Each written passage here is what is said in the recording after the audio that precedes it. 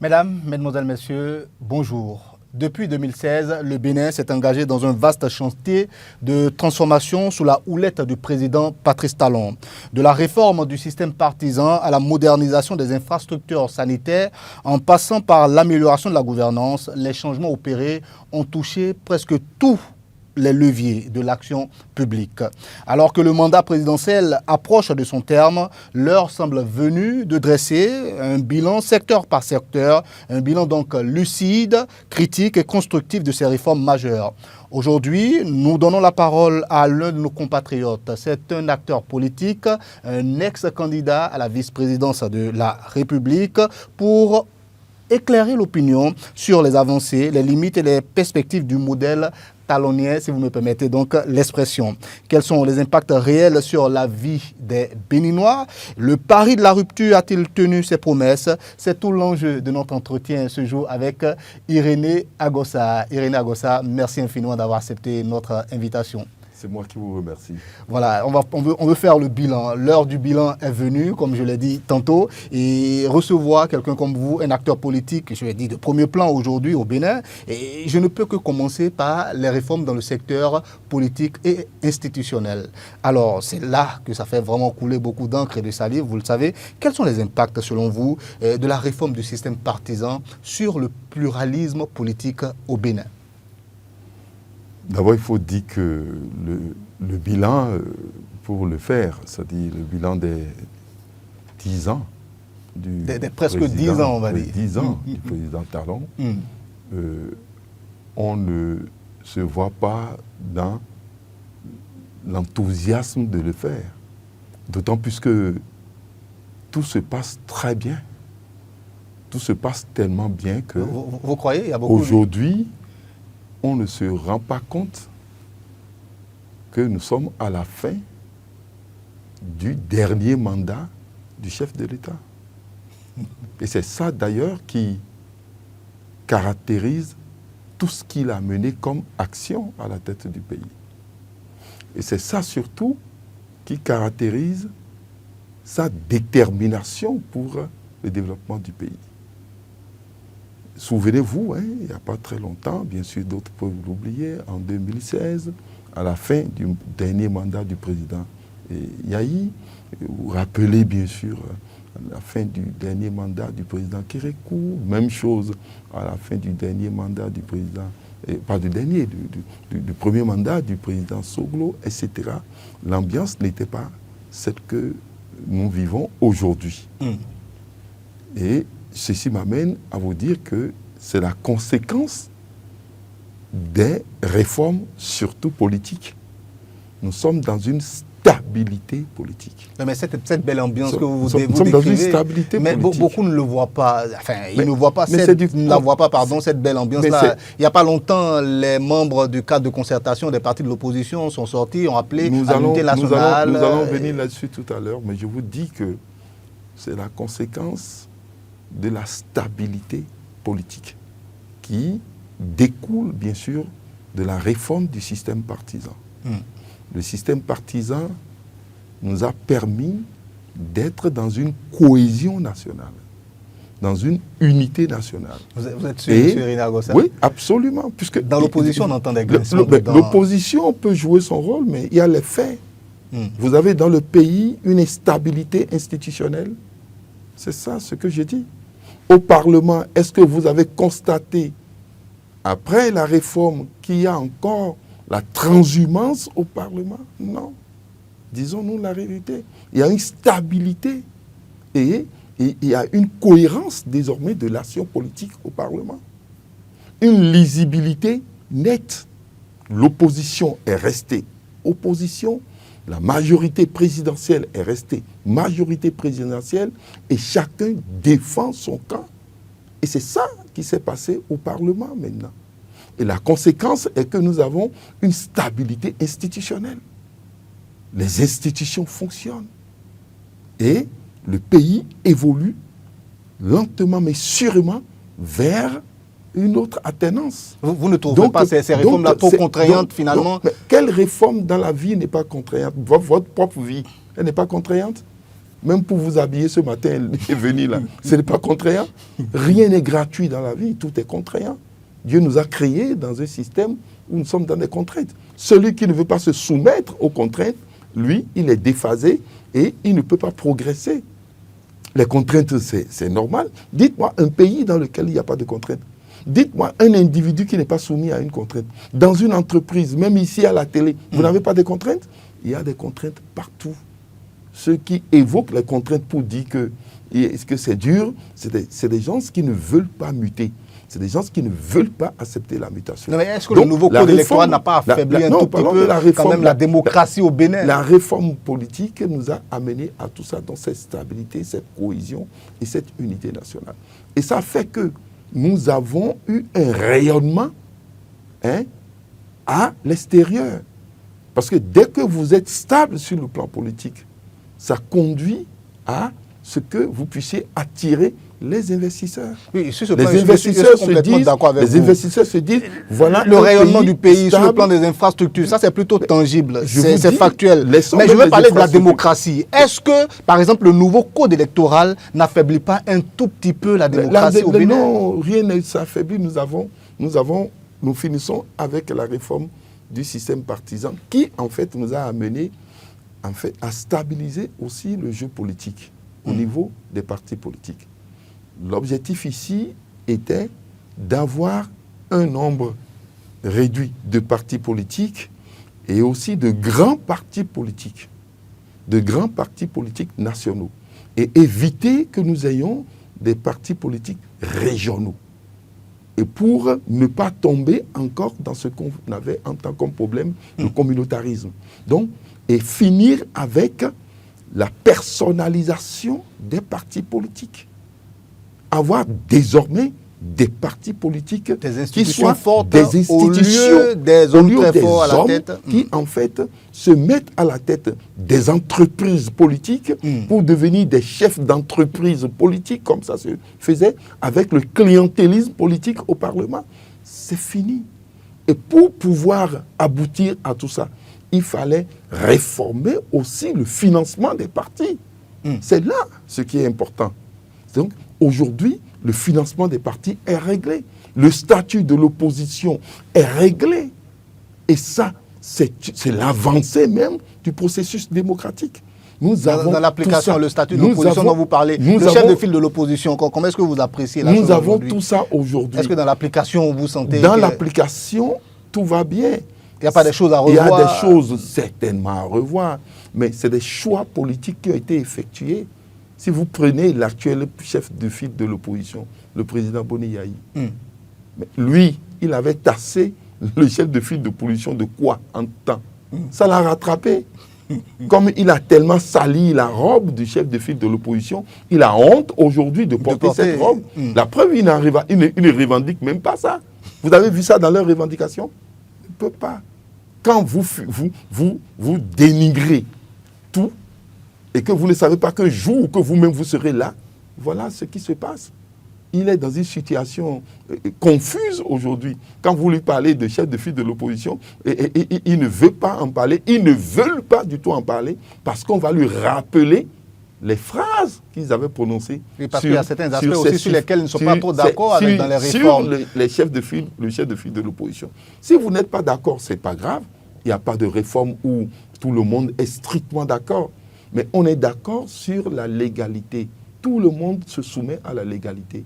Si vous n'êtes pas d'accord et que la loi a été votée au Parlement, étant donné que nous sommes dans une république, la légalité s'impose à tous.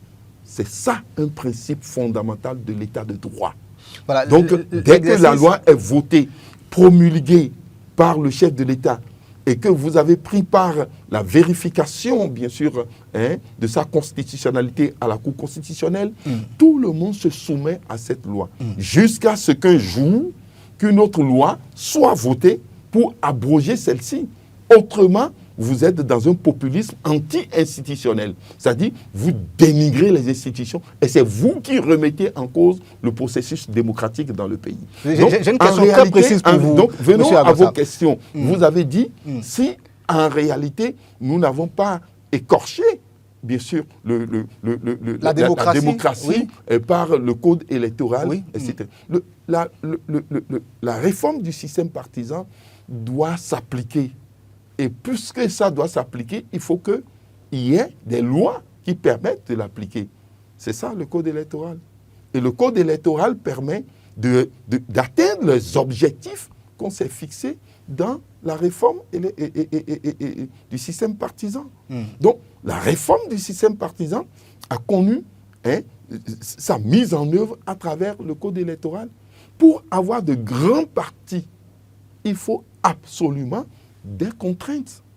Des partis nationaux, il faut des contraintes. D'accord. Et On pour a très que bien les compris partis sur jouent cet aspect. convenablement Il faut des leur partis rôle, avec des leur envergures rôle nationales. avec et ce qui se passe dans le pays, et que ces partis jouent leur rôle constitutionnel, c'est-à-dire être aujourd'hui les animateurs principaux de la vie politique.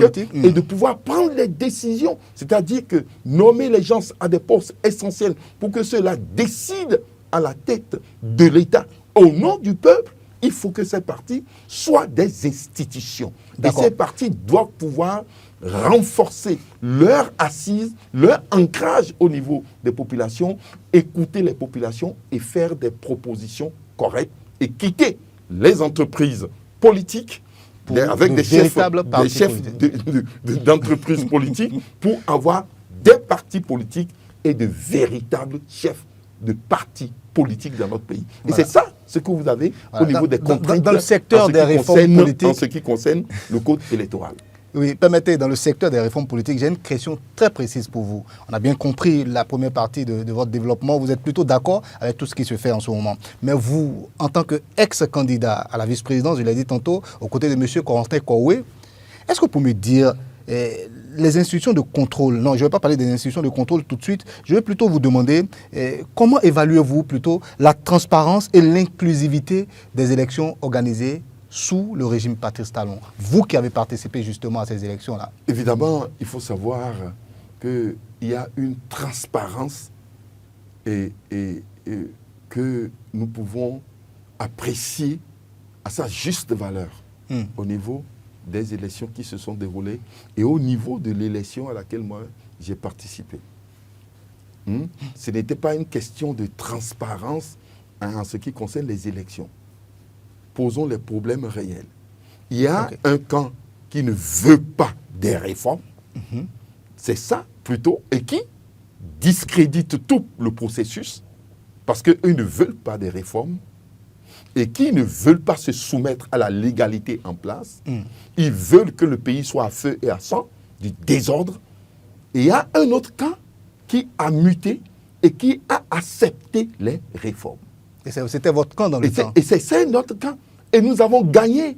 D'autant plus que ce camp qui a refusé les réformes en 2019, en 2021, en 2020 d'abord et en 2021, s'est retrouvé obligé de réavaler ses vomissures et de se conformer à la légalité républicaine et participer aux élections en 2023. Et aujourd'hui, à des députés au Parlement, on ne demandait pas mieux. Et c'est ça ce qui se passe. Vous avez gagné quoi finalement? Donc, vous avez gagné quoi? Vous étiez avec M. Corentin Koué, mais aujourd'hui vous êtes complètement dans la mouvance présidentielle, M. Noagosa. Vous avez gagné quoi finalement? Ce qui est tout à fait normal et ce qui est même facile à comprendre, c'est que si vous étiez contre le président Talon, la logique vous amène aujourd'hui à soutenir les actions du président Talon. Parce que si nous étions contre le président Talon, c'est parce que nous ne croyons pas qu'un homme d'affaires pouvait conduire les réformes utiles pour le développement de notre pays. Surtout les réformes politiques. Mais voilà que celui-ci a énoncé la rupture. On n'y croyait pas. C'est tout à fait normal. Parce que nous, on disait que c'est nous qui pouvons conduire la rupture, d'autant puisque nous sommes de l'arène politique et que nous ne sommes pas de leur camp. C'est-à-dire des opérateurs, le camp des opérateurs économiques. Mais voilà quelqu'un qui vient et qui a énoncé dans son programme les réformes. Surtout la réforme des réformes, la réforme du système partisan. Et il vient, il met ça en œuvre. Il exécute. Il va contre le système qui l'a amené au pouvoir. Il va contre ce système. Il a effectivement observé une rupture avec ce système. Et finalement, il vous a convaincu. Il a innové. Et il dit, nous partons dans le sens maintenant de du développement du pays, hein, et de la structuration de chaque secteur de manière à ce que nous soyons conformes aux exigences de nos populations. Et aujourd'hui, vous êtes complètement convaincu. Non seulement ça, c'est une logique. Nous étions pour quoi? Nous étions pour que le fait que le système d'antan s'arrête, mais on ne croyait pas qu'il pouvait le faire. Mais il l'a fait. Nous avons été jusqu'à ne pas croire en disant que nous sommes capables, nous, de le faire, en nous proposant que nous pouvons le remplacer. Nous sommes d'accord, c'est ça l'origine de notre candidature. Il y avait des gens qui vous avaient traité de faire valoir. Est-ce que vous ne leur donnez pas raison aujourd'hui en rejoignant finalement la mouvance présidentielle? Attendez, je vous explique simplement. Le peuple nous a même dit non, il est bien placé pour continuer les réformes. Et qu'est-ce que nous avons fait? Nous avons non seulement suivi la volonté du peuple, nous nous sommes conformés aux modifications qui ont été réalisées par les députés au niveau des tests pour que nous soyons désormais conformes à la légalité. Nous l'avons fait et nous avons dit, nous continuons avec celui-là pour que la réforme du système partisan soit une réalité. Les gens disent que nous sommes des faits-valoir. Mais écoutez, moi je suis heureux même d'être un fait-valoir en ce temps parce que je n'ai pas accepté être dans l'extrémisme qui va conduire et qui était dans la logique de la violence dans notre pays. Vous avez oublié tout ce qui s'était passé à Savé, à Tchaourou et autres, avec les militaires qui ont été mutilés. Vous avez oublié ça? Vous voulez que notre pays soit comme ça?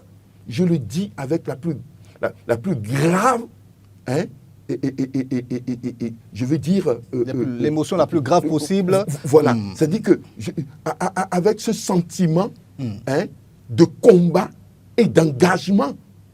Mais comment? Je le dis parce que je me suis sacrifié avec les amis pour que nous puissions sauver la démocratie. Yahi Boni et sa bande voulaient que ce pays soit à feu et à sang. Ils ne voulaient pas la tenue des élections. Ils l'ont dit sur France 24 et sur RFI et partout. Ils ne voulaient pas que les élections aient lieu. Aujourd'hui, ils sont en train de jouir de la combat que vous avez mené. Du combat que nous avons mené. Ils sont en train de jouir de la continuité du processus démocratique. Ce n'est pas normal qu'il soit là aujourd'hui, président de parti, et qu'il soit capable de discuter dans son pays. C'est ça ce que nous, on a défendu. Au lieu qu'il aille se réfugier à Lomé avec ceux qui étaient avec lui pour détruire notre pays, nous on a dit non.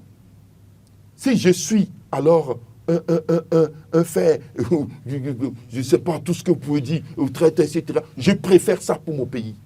Et j'en suis fier.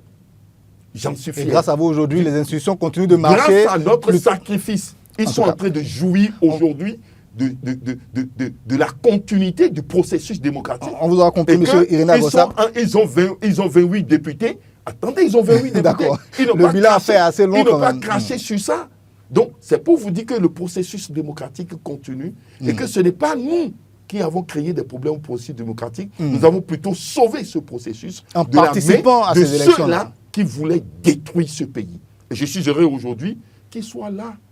Qu'ils soient là. Et que ce qu'ils ont mis en place, les erreurs stratégiques qu'ils ont mis en place, les pourchassent comme l'œil du Caïn. Ça va les pourchasser dans leur pénombre. Même jusqu'à leur tombe. Revenons au bilan du président Talon. Ils savent l'effort que nous avons fourni. Non, donc, on vous a très bien compris. Je peux vous dire sur ce point que le processus démocratique n'a pas de problème dans notre pays. D'accord. Donc, c'est deux camps. Ceux qui ne voulaient pas de ce processus et ceux, en fait, qui voulaient se soumettre aux exigences légales, c'est-à-dire aux différents types de mutations qui s'imposaient à nous pour qu'on puisse aller.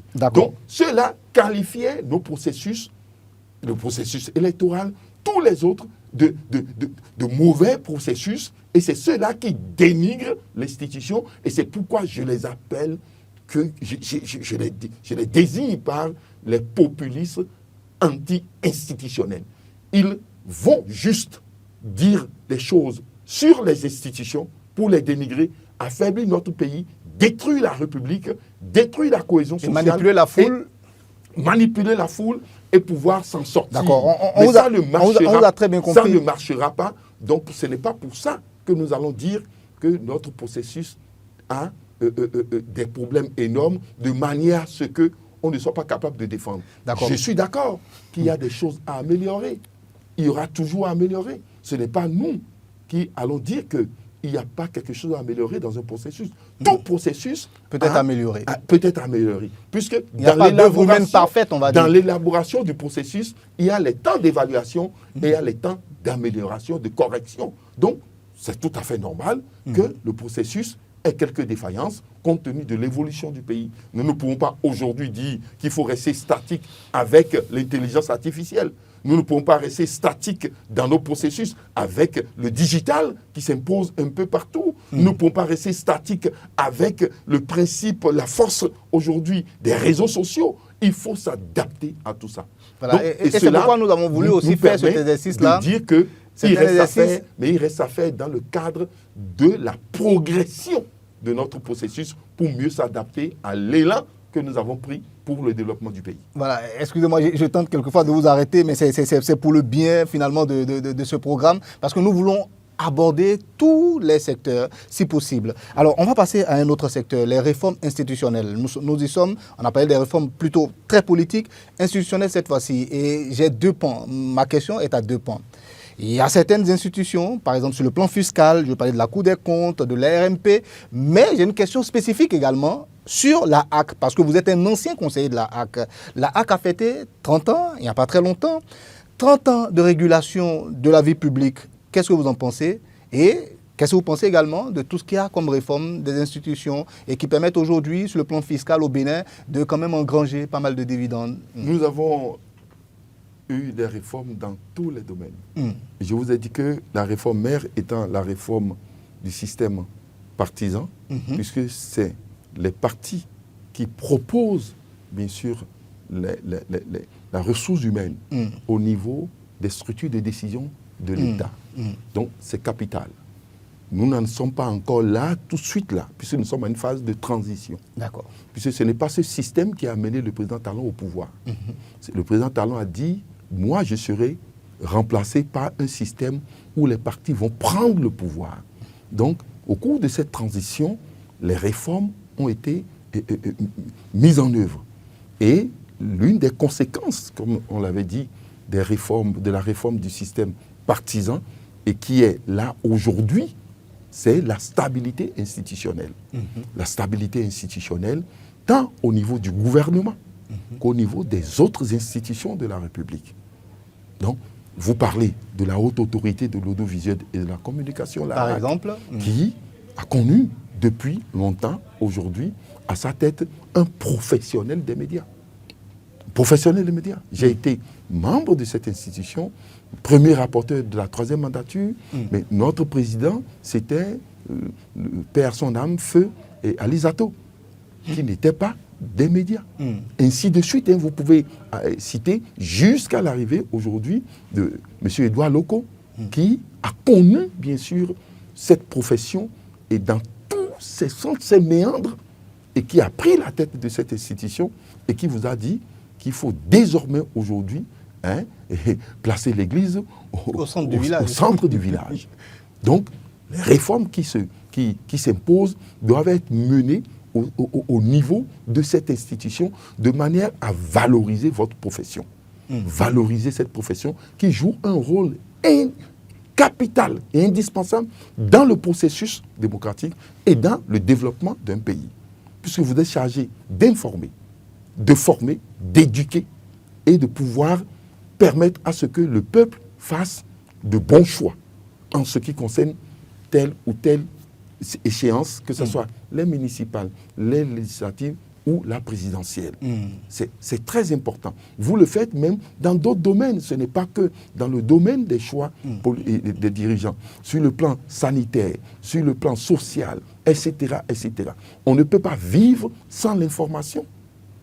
Vous êtes transversal dans le système même. Donc, vous êtes très important. Et c'est pourquoi d'ailleurs le président a eu l'intelligence de mettre à la tête de cette institution un professionnel. Quelqu'un qui connaît vraiment la maison. Et qui connaît la maison. mais donc, il y a pas longtemps. Ensuite, donc, je peux vous dire qu'il est venu et les 30 ans ont été fêtés et la nouveauté aujourd'hui, c'est le digital, comme je vous l'ai dit. Il faut réguler ce secteur. Il faut réguler ce secteur. Les réseaux sociaux. Les réseaux sociaux, l'intelligence artificielle.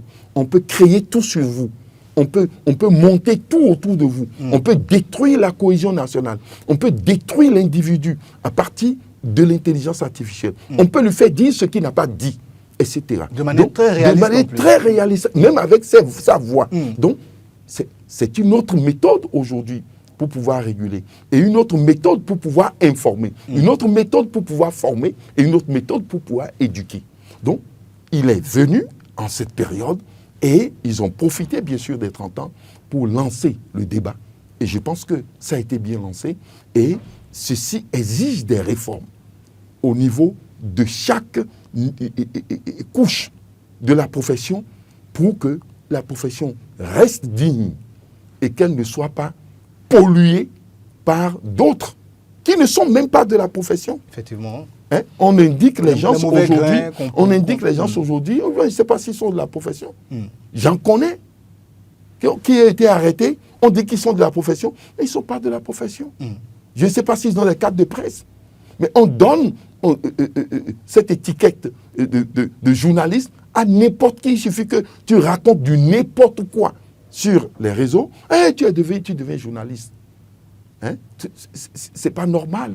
Donc, il faut réguler ce secteur qui devient maintenant un défi pour l'organe de régulation, pour permettre à ce que nous ne soyons pas dans du désordre et que la RAC constitue de protéger, bien sûr, la profession pour que cette profession continue de jouer son rôle dans le processus démocratique. Voilà. Vous avez parlé de la Cour des comptes et de la RLP et tout ce monde-là aussi qui a été réformé. Tout a été réformé de manière à ce qu'on puisse suivre les dépenses de l'État. Effectivement. On peut suivre les dépenses de l'État. Les passations des marchés également. Les passations des marchés. Tout ça est régulé. Et que ça a des traçabilités. Pour qu'on puisse voir dans quelles conditions les choses se passent. Et si ça ne respecte pas les normes, on puisse en même temps arrêter le processus et situer les responsabilités. Bon. Beaucoup sont ceux-là qui ont pris leur temps à passer devant la criette pour se justifier parce qu'ils n'ont pas été corrects en matière de gestion du bien public et en matière de la mise en œuvre de la fiscalité dans notre pays. Donc, cette fiscalité a réglé un problème d'injustice parce qu'il y a d'autres qui profitaient des niches fiscales et qui ne donnaient rien et qui profitaient et géraient une situation à leur niveau et d'autres qui subissent la pression fiscale à tout moment. Donc, il fallait régler tout ça avec le secteur, les différents secteurs financiers pour qu'il y ait une justice sociale et que tout le monde puisse participer à l'effort du pays, l'effort national, à hauteur de ce qu'il gagne dans le pays. C'est ça ce qui s'est passé. Et il reste encore à faire car il y a d'autres niches qu'il faut encore mettre à nu et réguler parce qu'une bonne partie de notre économie se retrouve encore dans l'informel. D'accord. Monsieur Irénée Agossa, vous avez parlé tantôt de défis et j'aurais aimé passer directement à un autre secteur, c'est-à-dire le secteur économique et financier, mais je brûle d'envie également de vous poser cette question. Je ne peux pas vous avoir et ne pas vous poser la question. Par rapport aux défis, je vais parler d'un défi que la HAC aussi doit pouvoir donc relever. Et le président Irénée Agossa, lors du colloque organisé pour les 30 ans donc, de la HAC, l'a reconnu. Il y a un procès qu'on fait aujourd'hui à la HAC.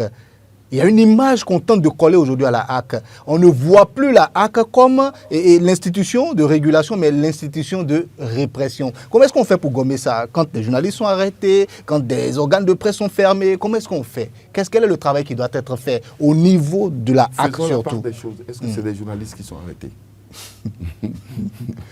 Rouvi, c'est un journaliste, il est de votre profession. Dites au peuple, est-ce que le concitoyen Rouvi... Non, pour le travail qu'il fait, je ne le considère pas comme journaliste. Attendez. Même l'autre dont vous parlez, je ne le considère pas également comme journaliste. Mais il a eu la formation de journaliste par contre. Notre compatriote Sosoupé, c'est un journaliste.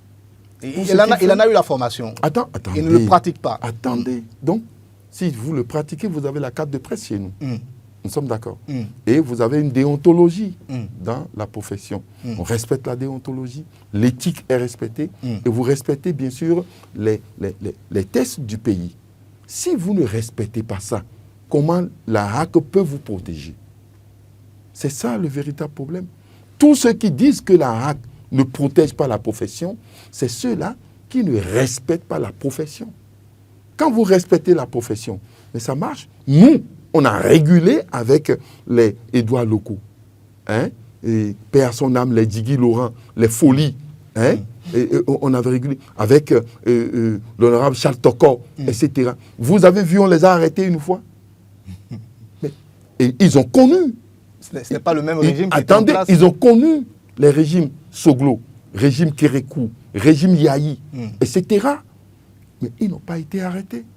Ces régimes-là n'étaient pas très regardants il y sur a les d'autres tests non plus. Non, comme aujourd'hui. Il faut, le contexte a changé, certes, mais il faut que ceux-là qui pratiquent la profession, ceux-là soient respectueux de la profession. Et c'est ça le combat que les organisations de la profession doivent mener. Il faut débarrasser la profession de ces mercenaires pour que la profession soit respectée. Et là, vous allez voir le rôle de la HAC. Le rôle de la HAC, si on vous interpelle simplement parce que pour votre opinion, vous allez voir comment la HAC va intervenir. Mais quand vous dénigrez, quand vous dites que la maîtresse du chef de l'État est en train de juger tel, ça c'est des propos normaux, ça. Mais est-ce que c'est normal? C'est pas tout ce qu'on sait qu'on dit. Non, mais même si tu sais, il faut avoir les preuves. Si tu as les preuves, mais tu fais sortir. Ici, il n'y a pas de preuves. Et on dit ça. Et on l'envoie sur la toile. Et 1 milliard de personnes peuvent prendre contact avec cette information en une fraction de secondes. Partout, sur toute l'étendue du territoire et dans le monde. Et c'est cette image qu'on colle au pays. Et vous voulez qu'on se taise et on dise maintenant qu'on laisse le pays, qu'on détruise qu'un individu détruise le pays pour ses intérêts personnels, détruise l'image du pays qu'on est en train de construire avec beaucoup de peine, qui détruisent, et qu'on dise maintenant que la HAC devait être protégée, devait faire ça. Si vous êtes dans les normes, je vous assure, la HAC va vous protéger. Car telle est la mission constitutionnelle de la HAC. Donc, ceux qui le disent, c'est ceux qui ne veulent pas respecter la profession et ceux qui sont en dehors des normes. Il y a d'autres choses sur lesquelles vous pouvez discuter. Il y a d'autres choses sur lesquelles vous pouvez dire l'aide de l'État à la presse privée.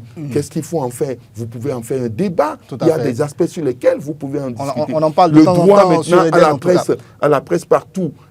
Votre carte de presse, sa valeur, même dans les supermarchés, partout. Mais c'est ces droits qu'il faut revendiquer parce que vous prenez le risque d'informer le pays, d'informer le monde. Merci de le reconnaître. Donc, c'est ça, sur ces aspects, qu'il faut défendre la profession au lieu de se mettre derrière ceux qui sont, que j'appelle les mercenaires de la profession et qui dénigrent cette profession. D'accord. Monsieur Agossa, on va poursuivre. On n'a pas le temps pour vraiment décortiquer tout, mais on va passer à un autre secteur, le secteur économique et financier.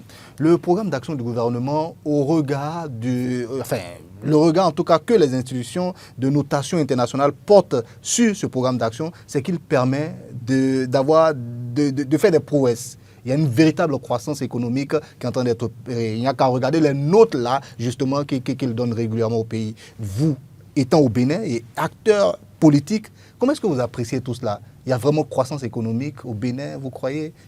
Il y a une croissance économique selon les données. Il n'y a pas de croissance économique. Il y a la croissance économique dans les faits.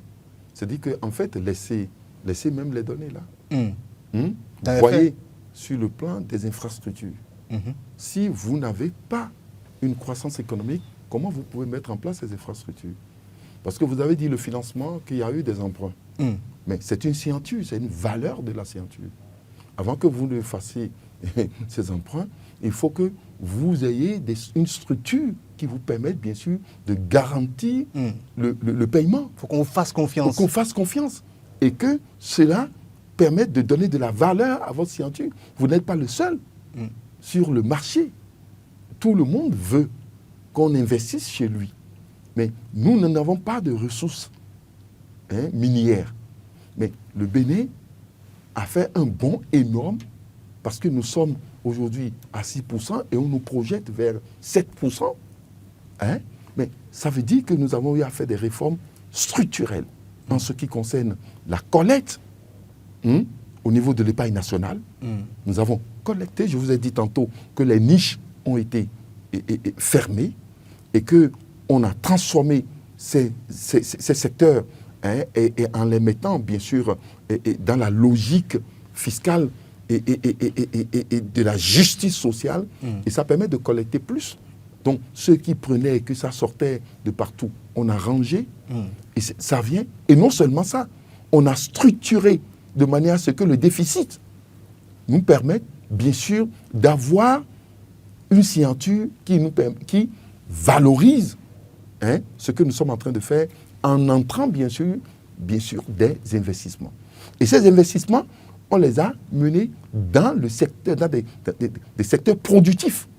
Ce n'est pas des investissements pour venir et seulement, je ne sais pas, des éléphants blancs, des choses qui ne produiront rien. Non. Les infrastructures permettent bien sûr de relancer bien sûr l'économie. Parce qu'il y a une libre circulation des biens et des personnes, ça permet l'échange. Et nous sommes un pays de services, nous sommes un pays de transit et nous sommes un pays d'entreposage. Donc, notre problème d'abord, c'est de mettre en place des infrastructures permettant bien sûr de valoriser ce potentiel que nous avons.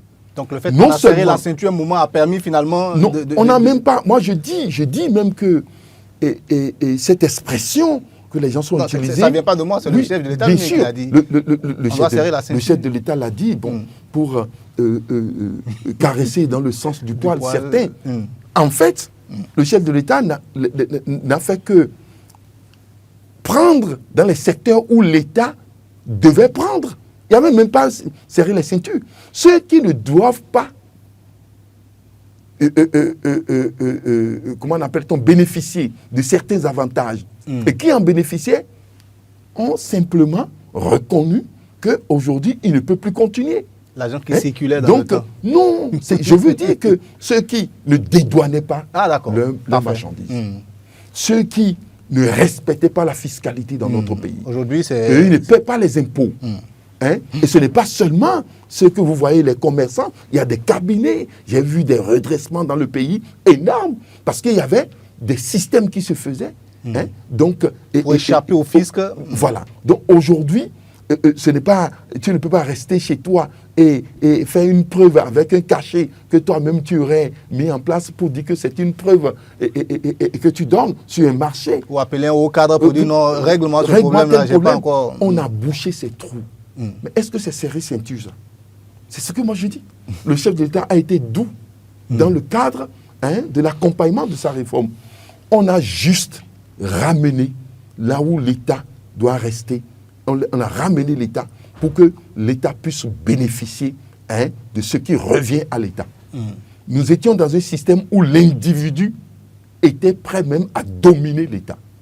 Or, l'individu ne peut pas jouer les rôles régaliens de l'État. Effectivement. Vous ne pouvez pas. Vous ne pouvez pas dire de côté santé, côté éducation, côté sécurité nationale. Pas demander au privé d'aller construire des hôpitaux, des routes, d'aller équiper ces hôpitaux. Donc, l'État doit être l'élément important à soutenir.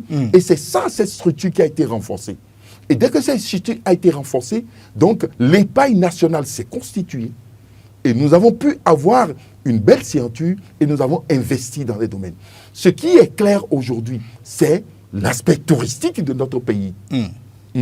Avec la fête du vaudou, que tout le monde reconnaît sur le plan international et qui a donné une certaine visibilité à notre pays. Vous avez la corniche à Cotonou. Vous avez la route des pêches. Vous avez cette douce voie qui quitte maintenant. On va parler des infrastructures tout à l'heure. N'en pas vite en besoin. Il y a un autre secteur dont je voulais parler avec vous. Je finis rapidement. Qui va aller à Alada. Et vous avez cette douce voie qui était déjà à Ouida et qui a coupé par Toribociton, qui viendra à Alada. Et qui va créer ce que j'appelle l'entonnoir. Écoutez, c'est très important. L'entonnoir qui va permettre aux jeunes, désormais, d'aller s'installer dans cette zone et pouvoir venir travailler à Cotonou. Et c'est ça ce qui se passe avec Wedo, les habitations, le projet qui se trouve à Wedo. Les logements sociaux. Et ça va continuer dans tous les domaines. D'accord. Et vous allez voir aujourd'hui la structuration de l'administration avec les cités administratives. Qui permettra bien sûr de ne plus avoir affaire à des tracasseries inutiles avant de jouir bien sûr du service de l'État. La numérisation des services de l'État. Ça aussi, c'est un aspect. Et ça, c'est un aspect. C'est là où on a investi et permettre à ce que les citoyens puissent avoir cette facilité. L'identification des personnes désormais au Bénin est une réalité. Est une réalité. Ça garantit des élections crédibles et ça garantit bien sûr le suivi des individus. Au-delà même de ça, les actes administratifs, on peut les avoir rapidement sur Internet rapidement. Et permettre à ce que nous puissions catégoriser les différentes couches et apporter bien sûr ce que nous appelons l'aide sociale à ces différentes couches. Donc, l'investissement a été fait là. D'accord. Et ça, n'oublions pas des secteurs, les marchés modernes, les terrains de football qui ont été mis en place. Donc, vous avez vu cette lancée aujourd'hui du sport dans notre domaine, dans notre pays, dans les domaines que vous savez, que ce soit l'athlétisme et le football, le handball, le basketball, tout ça c'est de l'emploi. Et enfin, les zones économiques spécialisées. Vous avez vu Godjibé, et qui doit se dupliquer un peu partout. Donc, cet investissement a permis à ce que nous aboutissons à la création de l'emploi. Et c'est cette création de l'emploi qui va faire en sorte que la consommation relancée lance une production de base et permet à ce que les petites et moyennes entreprises soient portées. Et c'est ça ce qui va encourager les banques. Donc, mon cher ami, la croissance est visible. Ce n'est pas une théorie. Ce que je viens de dire, tout ceci est visible. Et je n'ai pas fini. Et cela ne se fait pas seulement dans une zone. Il y a eu un développement équilibré. Tout le pays. Ça, c'est réel. C'est réel. C'est factuel. Donc, et tout le monde l'a vu. C'est les éléments de développement, ça. Permettez-moi cette question avant que vous poursuiviez. Pour vous dire que ce que les institutions disent, nous le constatons ici. Voilà. Donc, et cela demande à ce que nous continuions les efforts pour qu'on soit de plus en plus crédible. Parce que dès que vous avez ces investissements, vous avez cette possibilité d'avoir les emprunts, ça veut dire que vous devez être plus performant. Vous devez être encore plus dynamique sur le marché. Parce que c'est une concurrence. Et personne ne veut être derrière. Il faut tout faire pour garder son rang. Donc, mais monsieur Rina Gossa, je ne peux pas ne pas vous poser cette question-là. À un moment, on a parlé de hautement social. Et on parle de hautement social parce qu'à un moment, on sentait que sur le plan social, il y a quelque chose qui ne marchait pas. Est-ce que toutes ces infrastructures-là dont vous avez parlé, toutes ces réformes infrastructurelles, est-ce que ça correspond véritablement aux besoins des populations quand le président lui-même reconnaît après un certain moment que, bon, écoutez, le hautement social viendra après? Qu'est-ce que vous dites par rapport à ça? Ça permet le rayonnement du pays, je suis d'accord, mais est-ce que ça correspond aux besoins des populations là? Vous ne voulez pas dire que, en réalité, je veux parler de vous, même ici, que cette douce voie qu'on est en train de réaliser. Ça me fait particulièrement plaisir, je vous le dis. Attendez, le calvaire qu'on vivait. De la Kassato à Alada. Donc ça ne correspond pas aux besoins. Bon, ça par contre, je suis complètement d'accord avec vous. C'était un calvaire avant, mais c'est un gros soulagement. Cotonou du Carrefour Ciné Concorde. Du Carrefour Ciné Concorde à la voie qui va à Porte-Nouveau. À Porte-Nouveau. Parfait. À Sécandi. Le Carrefour Sécandi. Donc, ce n'était pas utile. Est-ce que vous savez le panier de la ménagère, l'embouteillage qu'on avait au niveau de PK3 entre-temps, jusqu'à ce qu'il a été prévu qu'on mette un échangeur au niveau de Carrefour, la Béninoise. Oui. Est-ce que vous vivez ça encore? Vous savez combien de temps on paie? C'est vrai. Et ce qu'on gagne maintenant, et cela ne correspond pas aux besoins des populations. Vous voyez au bord de cette voie, les boutiques qui sont là, les restaurants, les buvettes, les maisons qui ont été valorisées, jusque sur des kilomètres.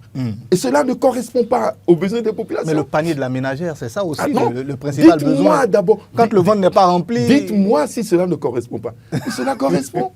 Donc vous posez un autre problème. Cela correspond. Donc si je vais dans d'autres domaines, même dans le domaine rural, la liaison aujourd'hui entre l'Ouémé, et les collines, entre les plateaux, passant par Kétou, etc., pour aller dans le département des collines. Donc cela ne correspond pas aux besoins des populations de Kétou. Donc je refais alors ma question. Mais écoutez, le panier de la ménagère, on ne ressent pas forcément. Ça correspond énormément. Donc cela correspond. Et ce que le chef de l'État disait en ce temps, c'est qu'il dit, soyez calmes, nous allons mettre en place le mécanisme de redistribution. C'est ça. C'est le mécanisme de redistribution du gain issu de la production. Et le mécanisme de redistribution et du gain issu de la production est installé. Donc, vous avez des différents projets qui sont là. Le projet H, ça, c'est un projet qui permet de structurer la couche sociale et de renforcer le capital humain. Permettez-moi de faire la transition avec le projet H pour passer au secteur de la santé. Oui. Voilà, à un moment, on a sélectionné quand même les pauvres extrêmes qu'on appelait à un moment les privilégiés de la République. Voilà, et on leur offre aujourd'hui gratuitement les soins pour 75% des pathologies les plus courantes au Bénin. Ça, je suis sûr que vous allez apprécier. Mais le chic, par exemple, qu'est-ce que vous pensez de cela? Ce centre hospitalier où on se dit, est-ce que le commun des Béninois pourra aller se soigner là-bas? Allons-y calmement. D'accord. Tout a été bien pensé. De manière à ce que la prise en charge de l'enfant de 0 à 2 ans est capitale. Parce qu'il ne faut pas que les pathologies les plus lourdes s'installent après. Il faut bien sûr entretenir l'enfant entre 0 et 2 ans et lui permettre de suivre son cursus vital normal et ne pas tomber dans des pathologies très lourdes qui font dépenser l'État. Diabète, insuffisance rénale, cancer etc., etc. On peut éviter certains aspects aujourd'hui si on entretient les enfants de 0 à 2 ans. Ce programme est dans le programme H est bien entretenu. Et son impact, vous l'aurez d'ici 10 ans, 15 ans, 20 ans. Et vous allez voir que ceux qui iront à Chic seront pas aussi nombreux en ce qui concerne les pathologies les plus lourdes et les ressources dont dispose l'État en ce temps seraient suffisantes pour qu'on s'occupe de ceux-là qui, en fait, sont dans cette situation. Ça va se passer comme ça. Et aujourd'hui, les dispositions sont en train d'être prises pour que le paludisme soit carrément éradiqué et que les femmes enceintes ne subissent pas ça. Non seulement elles ne subissent pas ça au cours de la grossesse et que l'enfant est soutenu, et l'enfant, en ce qui concerne la nutrition, au niveau de sa formation, bénéficie d'un programme de cantine. C'est un suivi. Et tout ceci, c'est un mécanisme de redistribution des ressources. Les parents qui, en fait, vont dépenser pour des maladies que devait développer cet enfant, ces parents ont ça comme marge que ces parents peuvent utiliser pour autre chose. C'est ça qu'on ne fait pas, on ne calcule pas de sitôt. Celui qui se dit que sa poche ne tient pas aujourd'hui, etc. S'il prenait ce qu'il dépensait pour quitter sa zone, pour aller à une autre zone, celui qui quitte Kétou, Quand il n'y avait pas l'asphalte. Quand il n'y avait pas ces voies de communication pour permettre ces infrastructures et qui doit descendre jusqu'à Agony et quitter Agony pour aller à Boycon et remonter vers le nord, s'il fait ce qu'il dépensait en risque, en temps, en moyens, et par rapport à ce qu'on a mis en place maintenant, il va voir que sa poche a été prise en compte. D'accord. Ça a été pris en compte. Et il faut donner la chance aux populations les plus vulnérables. C'est les populations les plus vulnérables.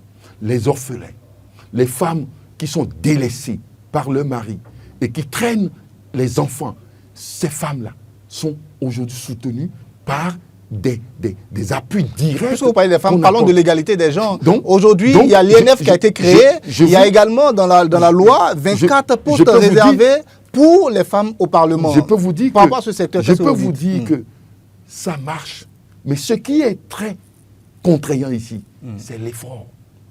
On doit se battre plus. Je vous l'avais dit. Donc ceux qui ne se mettent pas au rythme de cet effort se retrouvent abandonnés par le mouvement. C'est ça.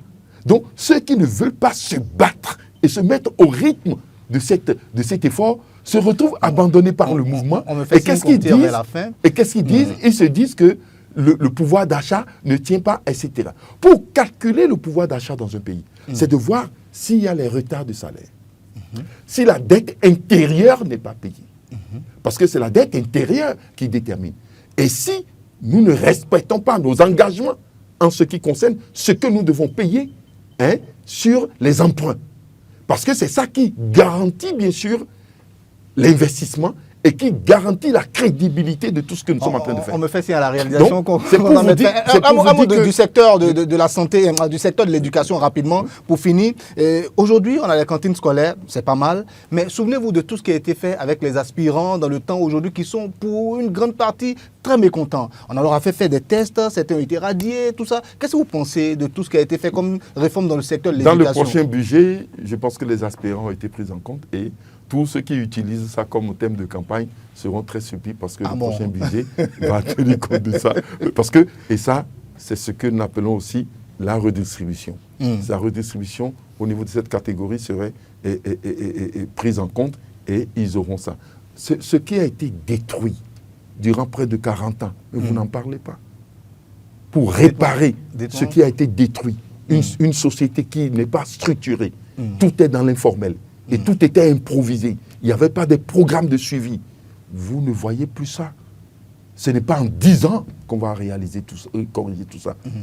C'est plutôt en 20 ans, en 30 ans, en 40 ans qu'on peut le faire, 50 ans qu'il faut le faire. C'est pour cette raison d'ailleurs que le chef de l'État, dans sa vision, a dit qu'il faut institutionnaliser les partis politiques. Et que désormais, les partis politiques forment des cadres. Et que ces programmes soit dans la continuité et que ça ne soit pas de façon conjoncturelle, que ça soit dans la continuité et que ça soit réglé pour que les objectifs soient atteints à moyen, long terme. D'accord. À court terme, on se fait. Donc, c'est ça ce qui se passe maintenant. Je ne sais pas si vous pouvez me dire en 2 mots, juste 2 mots, la réforme sur le plan de la gouvernance locale avec les SE, c'est très compliqué là aussi. Oui, on sait qu'il y a beaucoup de choses à revoir. Vous êtes d'accord au moins sur ce plan? Bien sûr, le développement local est très important. Oui. Il fallait bien sûr dépolitiser la gouvernance locale en mettant les secrétaires exécutifs. On n'a pas arraché les pouvoirs aux maires, non. On a bien sûr mis en place un système qui permet de régler les problèmes en ce qui concerne les déperditions des fonds qui étaient mis à leur niveau. Merci infiniment. Cela fait que les réformes qui seront faites à ce niveau, nous l'avons déjà dit, il faut rendre le secteur là, les agents qui sont là, il faut créer la fonction publique des structures locales, de manière à ce que le réseau qui se forme dès que les gens se mettent là jusqu'à leur retraite soit diffus et qu'on envoie les gens partout qu'ils aient de l'expérience. Il faut désormais que nous formons les SE. Les SE aujourd'hui ne sont pas formés pour cela. Il faut les former à l'avance. Il y a un travail à faire encore. Donc il faut les former de manière à ce qu'ils ne soient pas surpris par les réalités du terrain. Et cela va permettre à ce qu'on améliore cette réforme. C'est ce que nous sommes en train de faire au sein de notre parti, UP Le Renouveau. Donc, tout ce que je vous dis est planifié. et ce qui fera que ça va marcher dans la prise du pouvoir qu'on aura, et vous allez voir que la suite serait logique. C'est pour ça d'ailleurs qu'on s'oppose à ceux qui veulent détruire tout ce qui se passe maintenant. Merci infiniment, M. Renaud Agossa. C'est sûr qu'on aura l'occasion de vous rappeler encore sur ce plateau pour aborder de manière très spécifique d'autres secteurs, parce qu'on n'a pas eu le temps vraiment de rentrer en profondeur. Tellement il y a eu de choses qui ont été faites. Il y avait beaucoup de choses. Tellement il y a eu de choses qui ont été faites. Peut-être que c'est ça. Peut-être aussi que c'est parce qu'on n'a pas trop de temps. Non, tellement il y a eu de choses qui ont été faites que je vous suggère de faire émission 1. Émission 2, émission 3, émission 4. D'accord, on va voir. Vous allez pouvoir satisfaire vos Je vais voir avec mes responsables de la rédaction ce qui est possible et je vais très certainement vous rappeler. C'est sûr que je vais vous rappeler. Vous pouvez compter sur moi. Alors, mesdames, messieurs, merci infiniment. Merci surtout à vous, monsieur. C'est à moi de vous remercier. Voilà. Au terme donc de cet échange éclairant, il apparaît donc que les réformes engagées sur le président Patrice Talon ont imprimé une dynamique incontestable au Bénin, selon Irénée Agossa. Merci de nous avoir suivis. On se retrouve très bientôt pour d'autres dialogues, on va dire, avec mes invités sur ce plateau pour d'autres entretiens. Merci infiniment de nous avoir suivis.